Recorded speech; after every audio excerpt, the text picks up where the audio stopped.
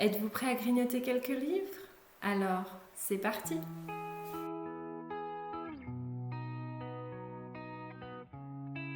Bonjour et bienvenue sur la chaîne pour une nouvelle vidéo. Vidéo un peu particulière puisque j'avais envie de vous faire un vlog sur toutes mes lectures du mois de septembre et cela au fur et à mesure de ce que je lis pour pouvoir vous en parler un peu plus ouvertement et un peu plus en détail que quand je fais mes bilans. Le mois de septembre était donc le premier mois du Pumpkin Autumn Challenge et j'ai décidé le 1er septembre de commencer directement par un livre de cette pile à lire. Mais je ne savais pas lequel choisir. Donc j'ai décidé de faire un petit jeu aléatoire de choix de lecture et de laisser le hasard choisir à ma place. J'ai donc trouvé une application qui me permettait de choisir aléatoirement sur une roue ma lecture et j'ai rentré tous les livres de ma pile à lire du Pumpkin Autumn Challenge pour pouvoir choisir. Et c'est tombé sur Babel Corp Genesis 11, donc le tome 1, de Scott Rydgen dans les éditions Milan. Je l'ai commencé donc le 1er septembre et nous sommes aujourd'hui le 7 septembre et j'ai terminé ma lecture. Donc, qu'est-ce que ce roman? Alors, c'est un roman young adulte de science-fiction dans lequel nous allons suivre 10 adolescents dont notre personnage principal qui s'appelle Emmett et qui est le narrateur tout au long de l'histoire. Ces 10 adolescents vont devoir partir à la conquête d'une planète, donc on va les retrouver sur un vaisseau, pour aller donc vers cette planète sur laquelle ils vont devoir récupérer de la noxolite, qui est une substance un peu particulière et qui conférerait certains pouvoirs. Ils signent tous un contrat les engageant à aller jusqu'au bout de la mission, en contrepartie de laquelle ils auront le droit à une vie pleine de richesses puisqu'on leur propose un très gros salaire et des soins de très haute qualité pour eux et pour leur famille. Mais une fois ces contrats signés, on leur précise que seulement 8 de ces 10 personnes iront sur la planète et qu'ils seront donc pendant tout le long du trajet mis en compétition de façon individuelle et de façon collective les uns envers les autres pour accéder ou non à la planète. C'est un pitch de départ qui me plaisait beaucoup puisque je pensais à un petit mélange un peu de Hunger Games et je vous avoue que sur le début j'ai été un petit peu refroidie car je trouvais que ça allait très lentement. C'était un schéma assez répétitif puisque on enchaîne un peu les épreuves mais sans vraiment savoir ce qu'elle allait avoir derrière. J'ai eu beaucoup de mal à m'attacher aux personnages, je les ai pas trouvés du tout empathiques. Pourtant, au vu de leur passé qu'on nous explique au fur et à mesure, je m'attendais à ressentir quand même plus de choses. Donc, j'avoue que sur la première moitié du roman, j'étais un petit peu indécise et à me dire oui bon ok, mais si c'est ça tout le long, ça risque d'être long.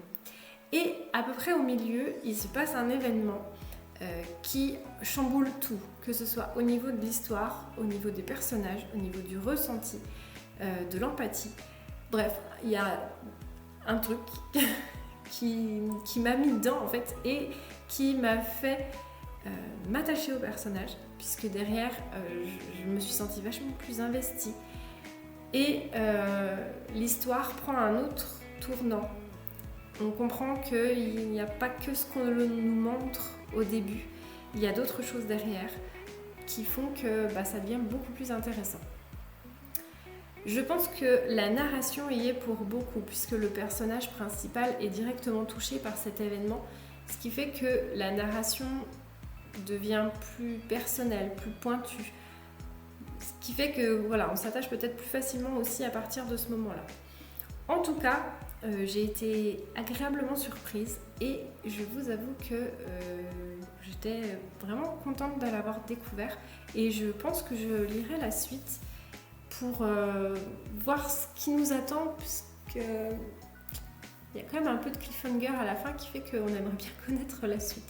Donc je pense que je me procurerai le tome 2 pour pouvoir savoir ce qu'il est advenu de nos personnages. Donc, comme j'ai fini cette lecture et que je n'arrive toujours pas à choisir dans ma pile à lire la suite, je vais également refaire un tirage au sort avec l'application pour voir ce qui me sera proposé.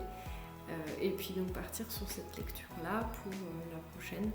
On verra si ça match ou pas.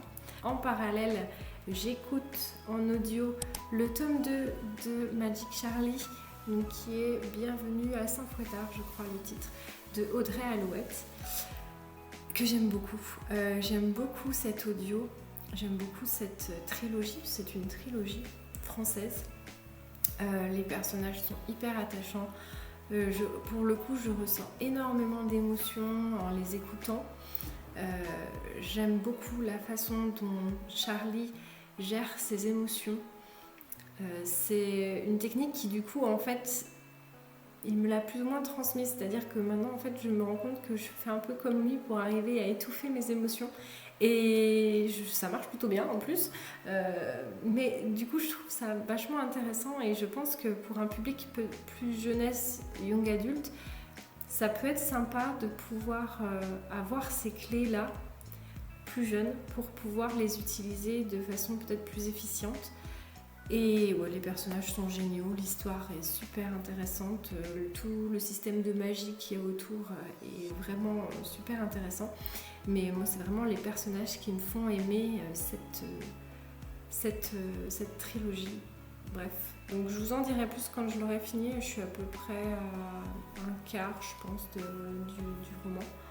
Donc je continue petit à petit. Tout doucement la lecture, on verra quand j'arriverai au bout, je sais pas, peut-être que ce sera fin du mois, mais bon, bref. Je vous reprendrai plus tard pour vous parler donc de ma deuxième lecture que je vais aller choisir de ce pas. Bye!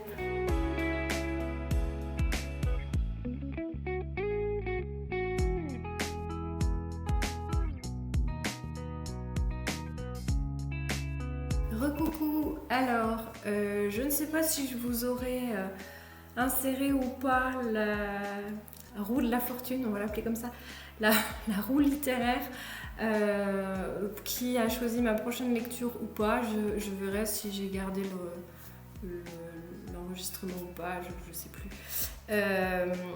Et donc nous sommes le 9 septembre et j'ai terminé ma deuxième lecture. 2 jours pour lire un roman, c'est quelque chose d'assez rare chez moi. Et donc la lecture qui avait été choisie était Pallas de Marine Carteron. Donc le tome 1 dans le ventre de Troie, dans les éditions Rouergue. Alors, j'ai beaucoup aimé, c'était excellent. Donc ici on nous parle de Pallas, donc c'est une réécriture mythologique du mythe de Pallas. Pallas étant la sœur de lait de Athéna. Et qui serait à l'origine de la guerre de Troie. Je ne connaissais pas ce mythe à la base, donc j'ai très peu de notions de ce qui a été fait avant, mais l'avantage de ce roman, c'est que l'autrice, à la fin, nous explique d'où tout est parti, tout ce qu'elle a été recherchée comme information, d'où est-ce qu'elle les a tirées. Voilà, elle nous parle de l'Iliade, elle nous parle de l'Odyssée, elle nous parle de la théogonie d'Hésiode. Enfin voilà, on a toutes ces références, ce qui est super intéressant parce que ça nous permet de pouvoir se référer à ça pour voir ce qui a été changé ou pas. Et elle-même, elle nous explique au fur et à mesure ce qu'elle a gardé, ce qu'elle a modifié, ce qu'elle a enjolivé, ce qu'elle a inventé parce qu'il y avait un trou dans l'histoire. Enfin voilà, donc c'est super intéressant sur ce point de vue-là d'avoir tout le détail de son travail, parce que je pense que c'est un énorme travail qu'elle a fourni. Les personnages, donc on est vraiment sur les personnages de la mythologie. De ce que j'ai lu à la fin, il me semble qu'il n'y en a qu'un ou deux qu'elle a inventé parce qu'ils n'existaient pas et qu'il y avait un trou dans son histoire, mais tous les autres sont vraiment tirés de la mythologie. Ils sont super. La réécriture est faite du point de vue vraiment féminin, puisque on suit que des femmes. En tout cas, les narratrices ne sont que des femmes. Les hommes sont mis au second plan, les dieux également. On nous parle beaucoup des déesses, mais pas des dieux. Et j'ai trouvé ça super, parce que quand on suit un peu la mythologie, comme on peut nous l'apprendre à l'école, on nous met beaucoup en avant les dieux, les héros, mais très peu le rôle des femmes. Et leur rôle est vraiment mis en second plan et de façon totalement passive. Là, elles sont carrément totalement actives de tout ce qui se passe et on voit que c'est elles finalement qui influent le temps et les événements, ce qui ne nous est pas du tout relaté de cette façon-là en mythologie classique. Et j'ai trouvé ça vraiment super bien fait en fait. Ça match complètement. Ça pourrait vraiment être ce genre de mythologie qu'on aurait pu nous apprendre. Il n'y a pas de choses qui pourraient nous faire croire que c'est des choses qui sont inventées. Ça colle complètement à ce qu'on peut entendre des mythes, mais vu d'un point de vue féminin. J'ai trouvé ça vraiment excellent de ce point de vue-là. Et ça nous fait également réfléchir sur les actes qui nous sont expliqués en mythologie classique. Moi, pour ma part, j'ai étudié un peu de latin, un peu de grec quand j'étais au collège-lycée, tout ça. Et je ne m'étais pas rendu compte que l'on parlait d'événements qui étaient quand même assez graves, mais de façon tellement enjolivée que on les oubliait, en fait. Je ne sais pas comment l'expliquer, mais on sait qu'une bonne partie de la mythologie grecque, surtout Zeus, a violé beaucoup de femmes, n'a absolument pas respecté leur consentement ni quoi que ce soit.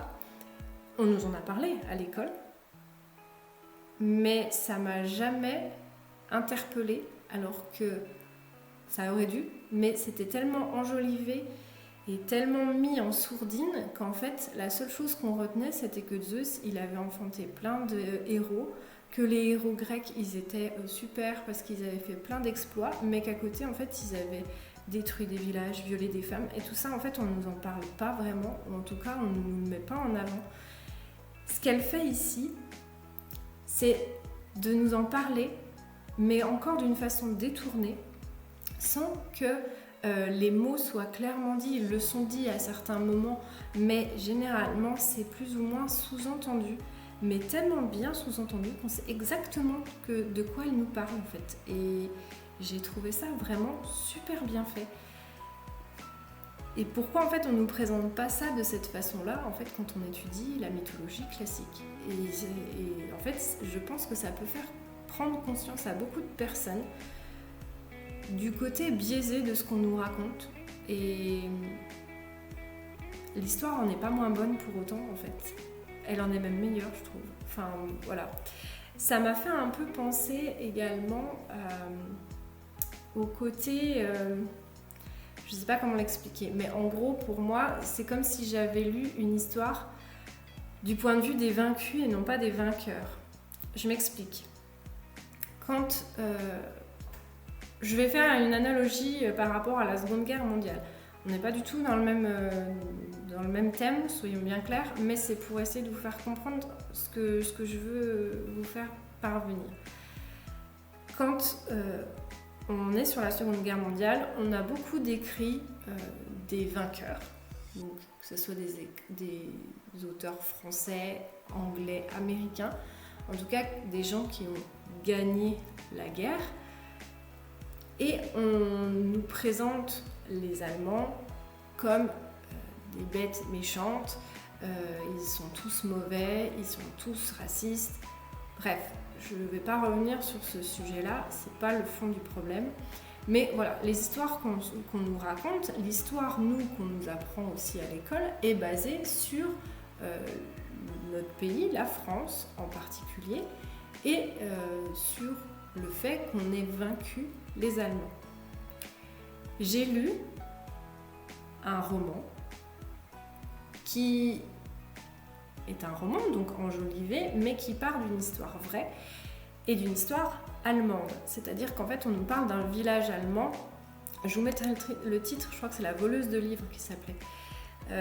C'est un village allemand pendant la Seconde Guerre mondiale et on nous parle des villageois qui ont vécu dans la misère, qui ne pouvaient pas manger à leur faim, qui étaient tout le temps surveillés, qui se faisaient dénoncer par leurs voisins, qui se sont fait torturer, qui sont morts, qui ont essayé de sauver des juifs.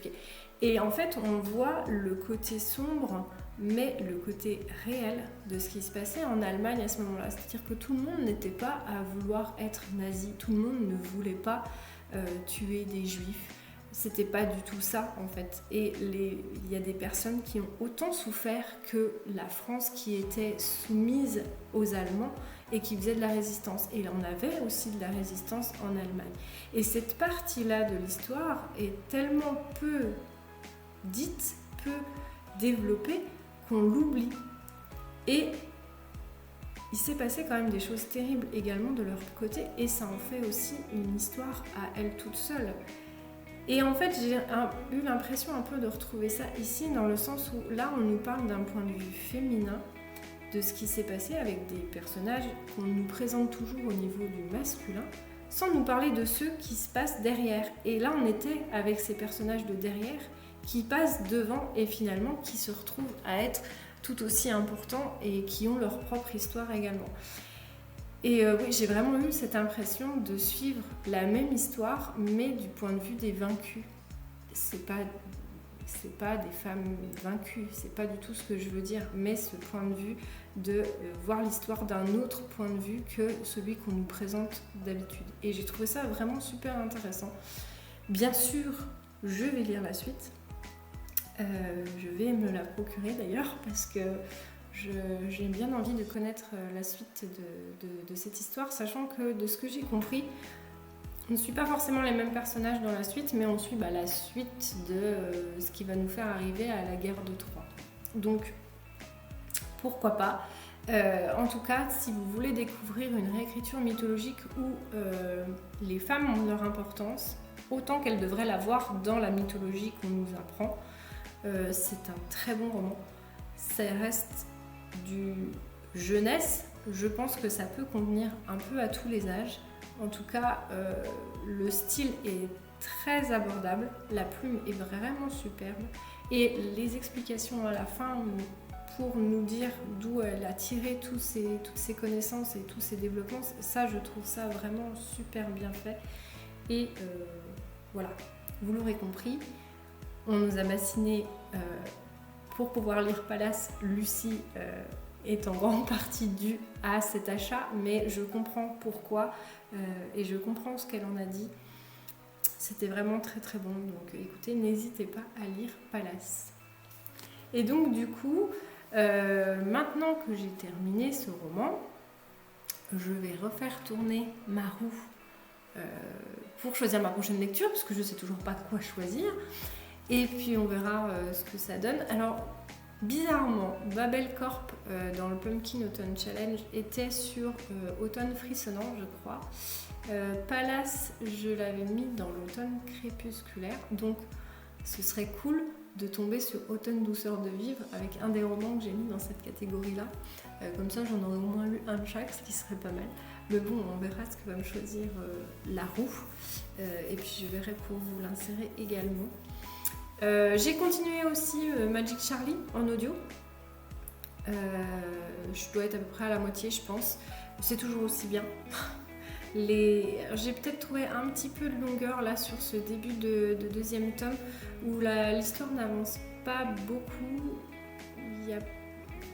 Ça me manque un peu d'action pour moi, mais bon, ça se comprend parce qu'on pose les briques pour d'autres événements qui vont arriver, donc ça, c'est logique, mais par contre je trouve que les émotions des personnages ont pris encore plus de place et sont encore plus développées et je trouve ça vraiment super intéressant. Je sais pas comment c'est possible de pouvoir autant développer des émotions sans que ce soit redondant en fait, parce que c'est quand même un peu souvent les mêmes émotions qui reviennent, surtout la colère pour Charlie. Et je m'en lasse pas en fait, et je trouve ça assez fort. bref, donc je vais continuer cette lecture-là et puis je vais voir ce qu'on me propose de prendre comme prochaine lecture aléatoire. Et je vous dis à plus pour la prochaine session, je ne sais pas quand. Bye!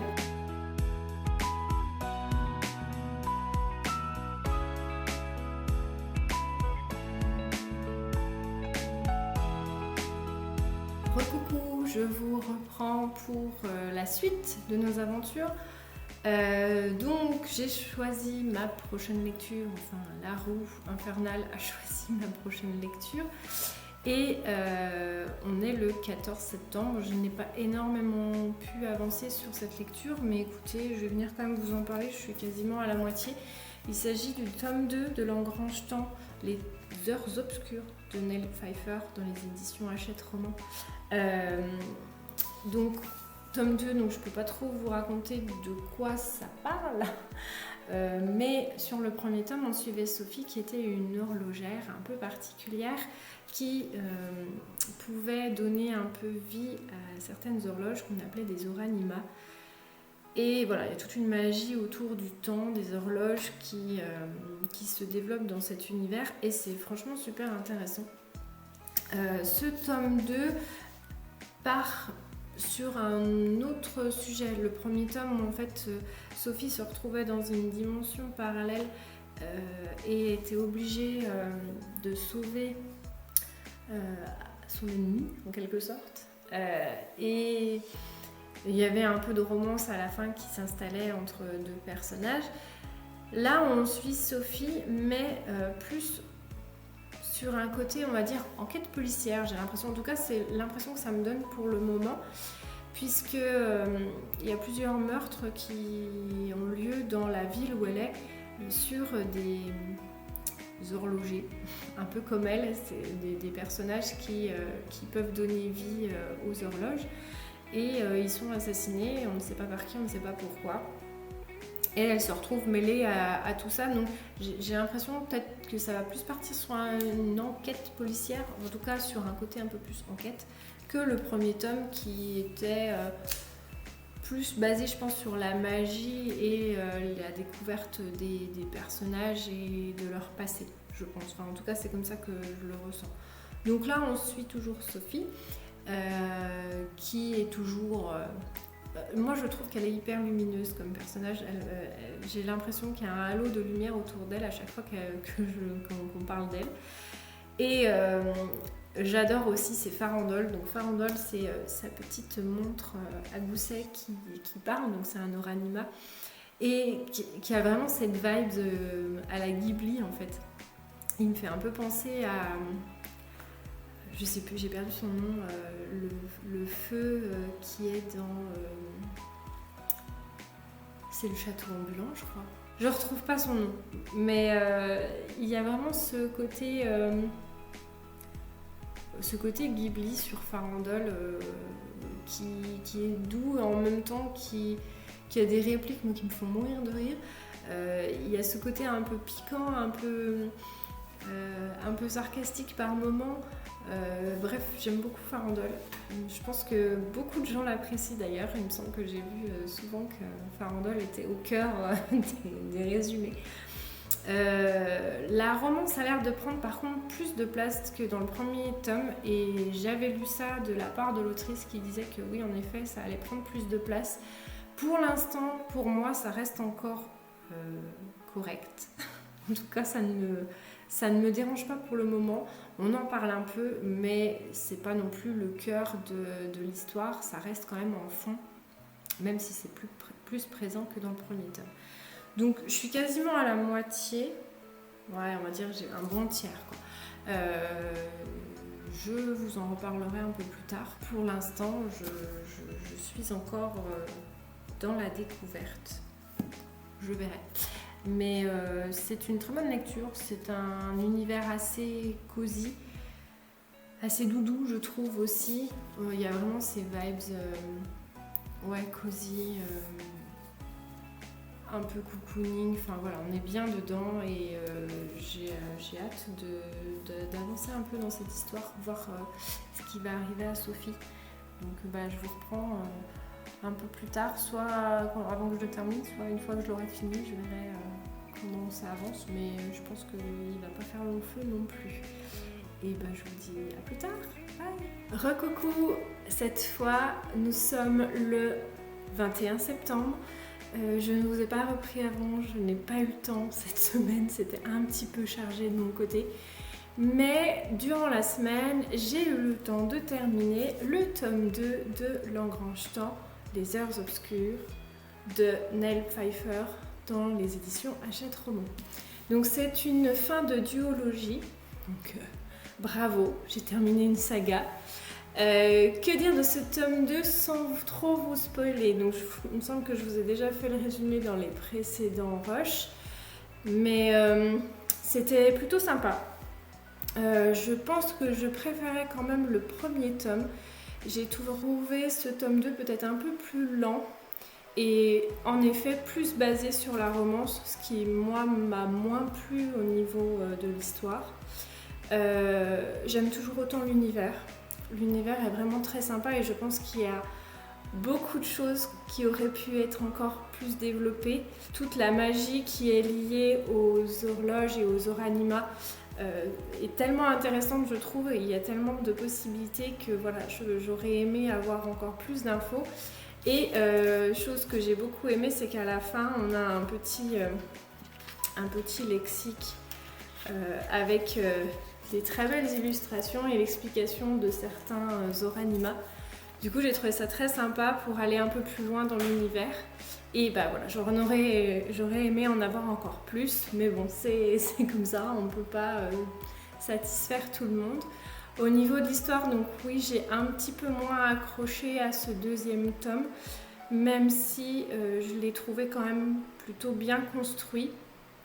Personnellement, j'avais trouvé une partie de l'intrigue assez rapidement, mais ce qui ne m'a pas empêché quand même de prendre plaisir à aller jusqu'au bout.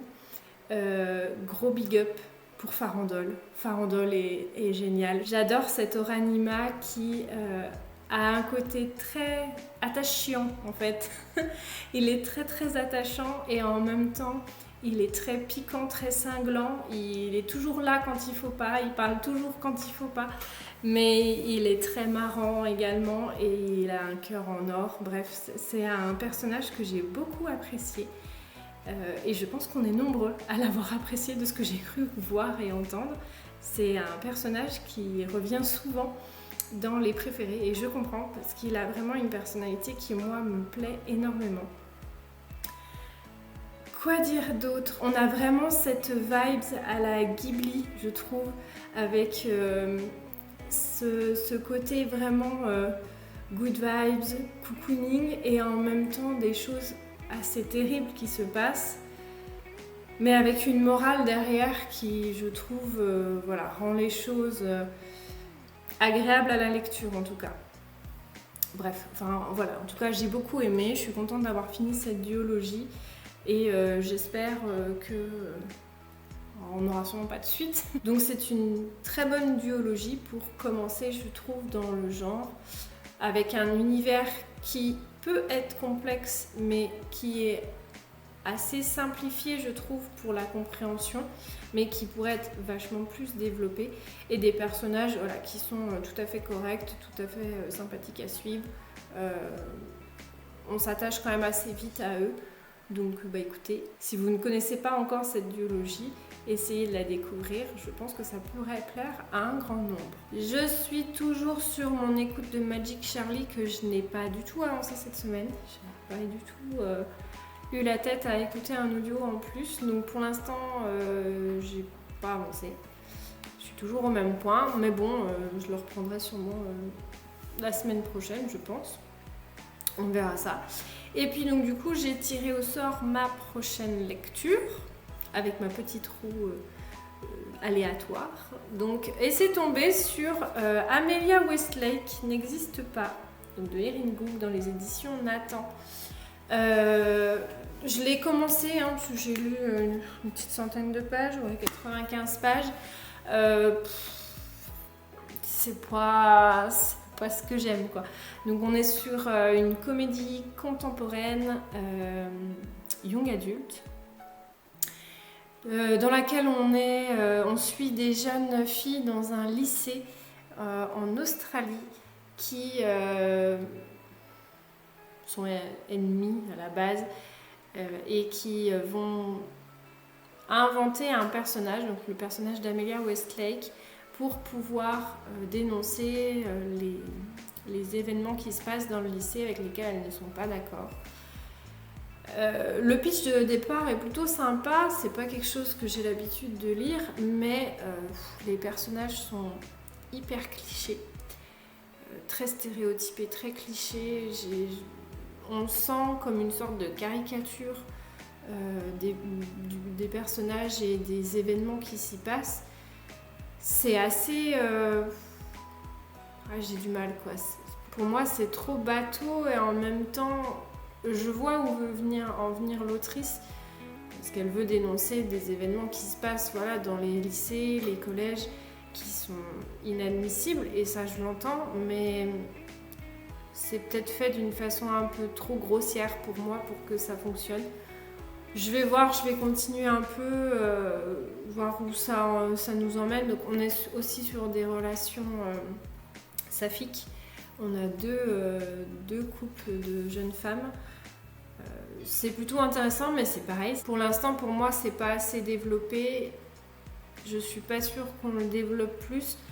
Il y a une des relations qui, pour moi, ressemble presque à une relation toxique. Donc, je vais voir un peu comment ça va avancer. Mais ouais, je le sens pas plus que ça pour le moment. Donc, bon, on va voir. Je vais continuer un petit peu, voir ce que ça donne. Et puis, je reviens vous en dire un peu plus dès que je l'ai un peu avancé. Je vous dis à plus tard.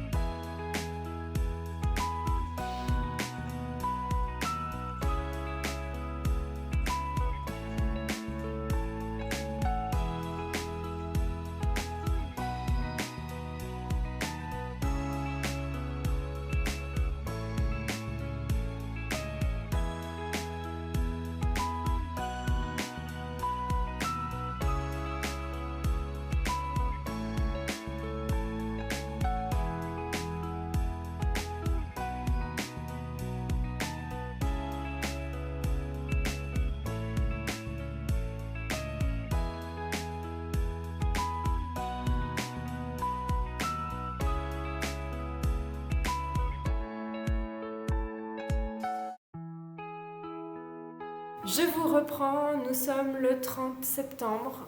Je n'ai pas pu vous prendre plus tôt, c'était très compliqué cette fin de mois.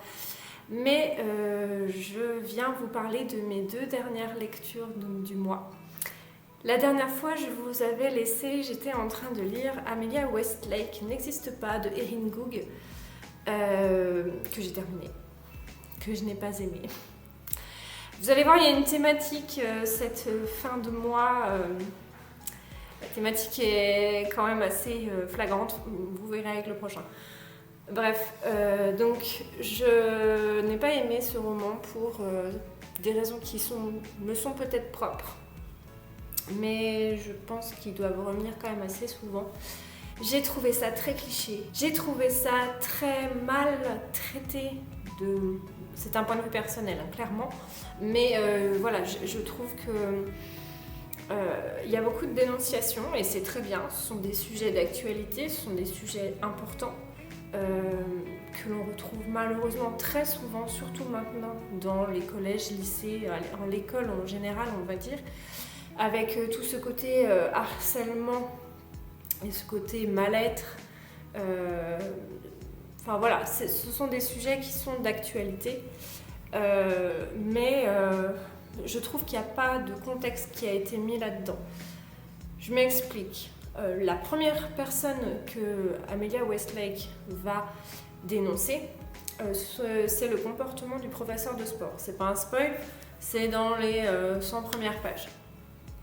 Donc le professeur de sport a un comportement déplacé vis-à-vis des filles qu'il a en cours. Bon, ce sont malheureusement des choses qui arrivent, même si déjà là, je trouve que ça reste assez cliché.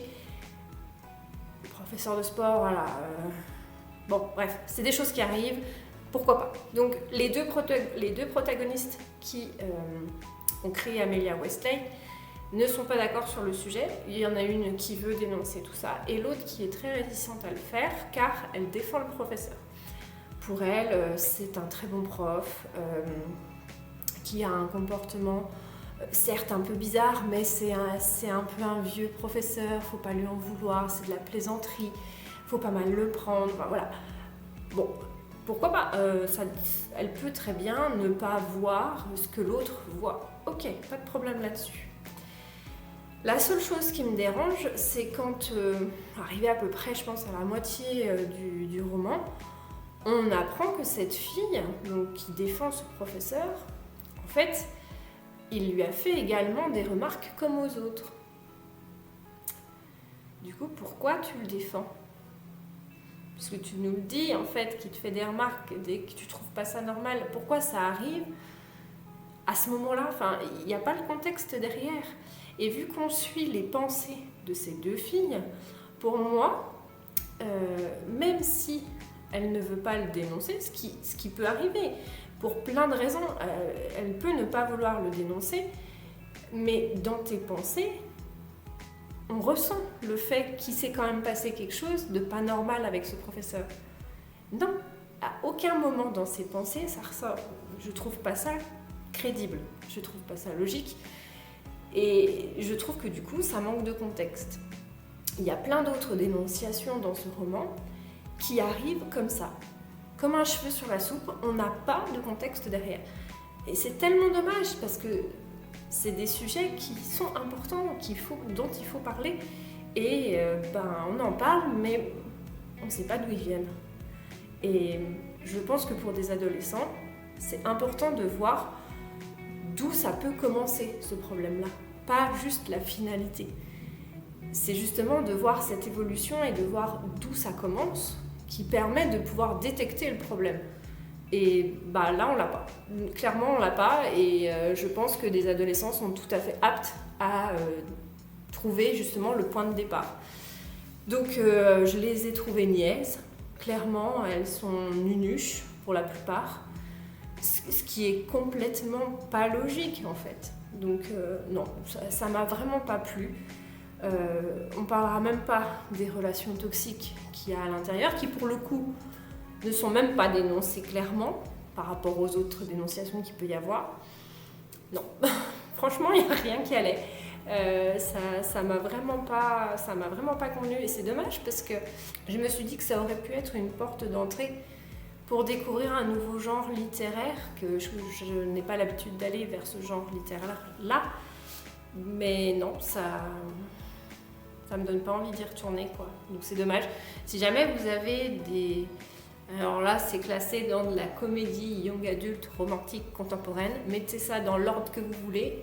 Bref, si vous avez des romans dans ce style-là, mieux construits, mieux, je sais pas, où j'aurai une meilleure appréhension des sujets, n'hésitez pas à me les donner en commentaire, je pourrais toujours tester, mais là je vous avoue franchement que ça m'a clairement refroidi pour aller vers ce genre de roman.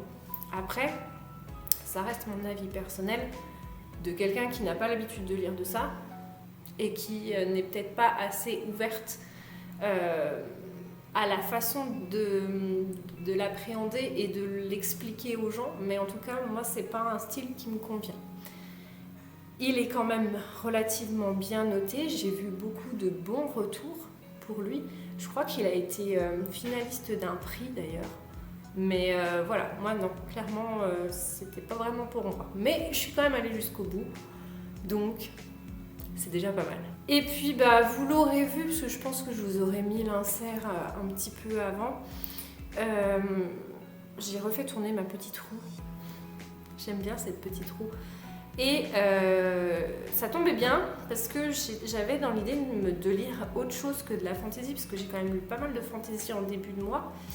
Et je me suis dit, ah tiens, un petit thriller, fin septembre, en plus c'est bien, c'est la bonne période, j'aime bien lire des thrillers à ce moment-là. Ça serait bien un petit thriller. C'est tombé sur un thriller, donc écoutez, je pense que la roue m'écoute et m'entend. Et donc c'est tombé sur Les Muses de Alex Michaelides, je ne sais pas si ça se prononce comme ça, que j'ai dans les éditions Le Livre de Poche. Et donc, la thématique de cette fin de vlog, je n'ai pas aimé non plus cette lecture. Voilà. Pourtant, j'aime plutôt bien lire des thrillers, mais alors là, ça ne m'a absolument pas convaincue non plus. Donc là, on est sur un thriller psychologique où l'on suit Mariana, tout à fait, une psychothérapeute de groupe qui va être appelée par sa nièce Zoé, qui est à l'université et qui va l'appeler parce que elle a perdu une de ses meilleures amies et qui a disparu, mais elle pense qu'elle va mourir ou qu'elle est morte. Et au même moment, on apprend qu'il y a un meurtre et que du coup, ce meurtre, c'est sa meilleure amie. Donc, Mariana va aller rejoindre sa nièce Zoé à l'université pour mener son enquête et essayer de découvrir le coupable. Sur le fond, voilà, c'est un thriller assez classique. Le pitch de départ n'a rien d'exceptionnel non plus.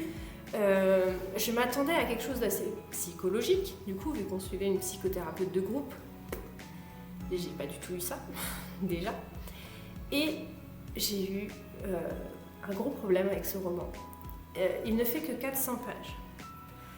400 pages pour un thriller, normalement ça se lit assez vite.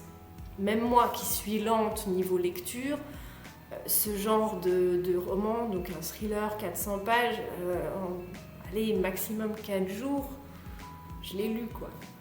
J'ai mis plus d'1 semaine à le lire. Donc déjà ça s'annonçait mal. Je sais pas, mais quasiment, j'exagère peut-être un peu, mais les 200 premières pages, en tout cas pas loin des 200 premières pages, j'ai trouvé ça long, mais long. Il se passe rien.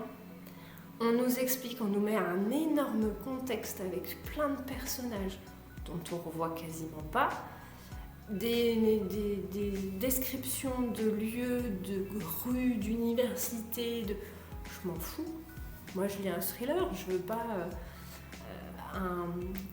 un détail de paysage alentour. Moi, sauf si c'est un contexte derrière. Mais non, là, moi je veux que tu m'emmènes sur l'enquête, que tu m'expliques quelles sont tes théories, qu'est-ce que tu as vu sur le corps, sur le lieu du crime, enfin voilà. Mets-moi quelque chose quoi, mais non, rien. C'était long, c'était très long. J'ai eu beaucoup de mal, franchement beaucoup de mal.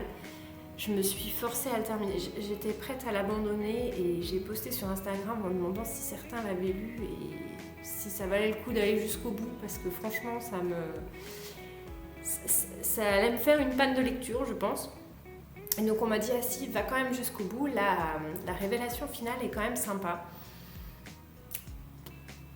J'ai pas trouvé la révélation sympa non plus. Non, en fait, il passe tellement de temps à rabâcher certains événements, certains éléments, même dans les descriptions et tout. En fait, j'avais quasiment tout découvert avant la fin. Donc, j'ai même pas été surprise de la fin.